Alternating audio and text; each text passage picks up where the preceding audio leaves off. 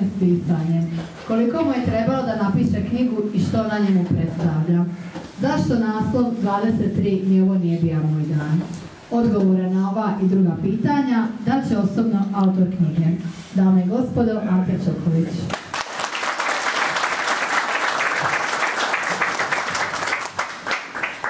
Hvala Isusu. Najprije pozdravljam obitelji Bogulih koji su večeras ovdje s nama i općenito sve obitelji Bogulih koji iz bilo kojih razloga nisu mogli doći. Pozdravljam svoju braću po oružju, posebno pripadnike prve satnije, prve i treće bojne četvrte gardijske brigade, ali sve pripadnike pobjedničke hrvatske vojske. Zahvaljujem se načelniku općine, gospodinu Jakovu Betmi, što nam je ovo omogućio i udruzi ovoj povijesnoj postrojbi Liški uskoci, koji su također nam omogućili da danas budemo ovdje ovako svi zajedno. Evo kako je Anđela najavila, ja ću dati odgovor na nekoliko pitanja koja mi se najčešće postaje ovako od ljudi u razgovoru u komunikaciji. Često mi ljudi pitaju kako to da se odlučio pisati knjigu i zašto, iz kojeg razloga. Kako se naveo u samoj knjizi, 4 osnovna motiva su prisutna. Prvi, svakako najjači, je istina. Zašto istina? Pa zato što je danas laž na svakom koraku. Laž je postala društveno prihvatljiv način ponašanja. Laž je postala nešto normalno. Laž je zapravo je čudno kad neko govori istinu. Ono najčešće ljudi kažu, on je lud, govori istinu. Dakle, laž je postala danas svakodnevnica. Postala nešto normalno. I ja sam zato osjetio potrebu da pišem istinu. Stvari koje ćete pročitati u knjizi, od korice do korice, sve je istina. Knjiga je u opticaju od 1.6. prošle godine, niko se još nije javio da niti jedno slovo demantira. Ima unutra izdaje i svega i sad čega ćete pročitati, sve je istina. Drugi motiv pisanja knjige, rekao bi ništa manje od istine, a to je moj prijatelj i moj zapovjednik Milo Lucić spomenija. To su naša braća po oružju, to ste vi, većina vas tu koji sidite.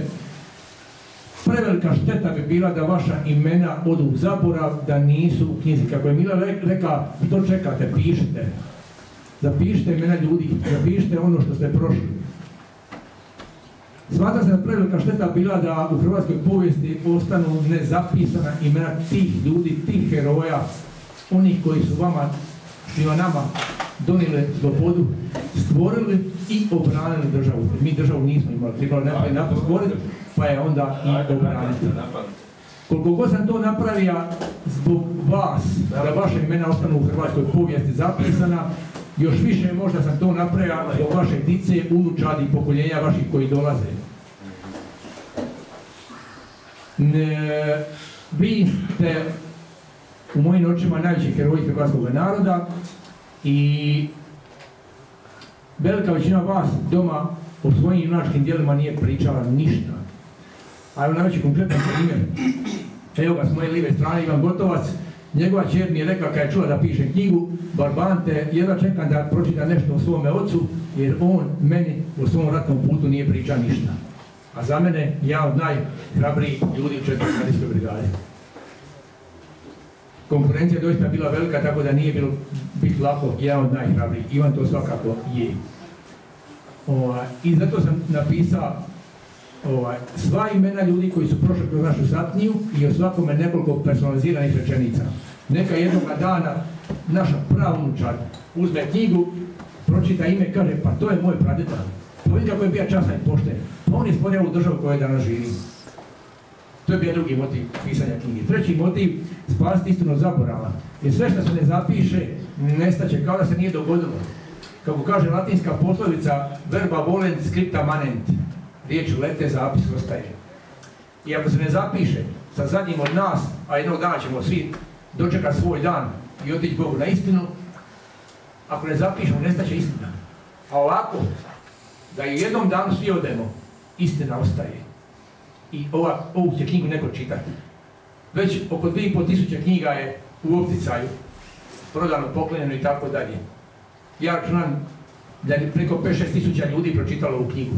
Dakle, istina ostaje zauvijek. I četvrti motiv pisanja ove knjige su naša dica. Evo, moji su obodvoje večeras tu s nama i nisam ih posebno motiviran, ni prisiljavao da oni idu u hrvatsku vojsku i tako dalje, ali sam smatrao da moraju znati da je neko, ne tako davno, u njihovoj dobi, da život za Hrvatsku, za njihovu današnju slobodu, za našu slobodu. Meni su dva prijatelja 1991. godine poginula, bili su moje godište, 72.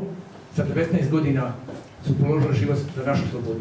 To moja dica, to naša dica moraju znati. I to je bio svakako motiv pisanja knjige. Također često pitanje bilo koliko mi je vremena trebalo da napišem ovu knjigu. I onda kad ja pokažem ovako broj 4, onda najčešće ljudi budu zbunjeni. Kažu 4 godine, wow, kao puno. Ja mu ne 4 godine. Kažu ona, a nije 4 mjeseca, to mi je nekako premalo. Ja mu nije 4 mjeseca. Pa šta 4? 4 dana. Promijenila se nekakva životna okolnost, odnosno manje više znate, dakle nije mi tajna, da sam dobio nekakvu dijagnozu, odnosno nekakav karcinom, ne znamo na koga se namirija, bilo bolje da nije dolazio.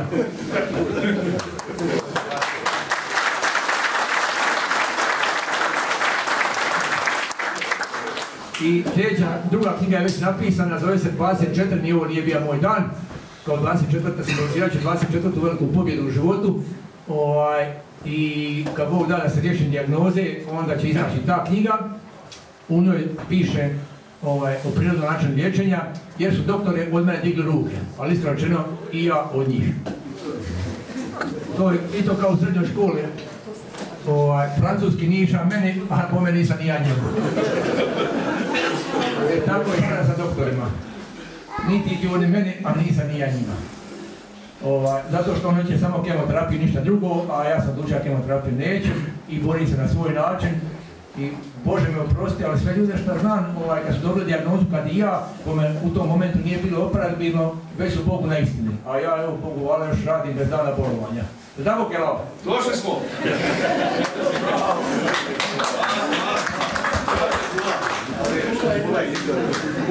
Jedva smo vas gurali u pizdu.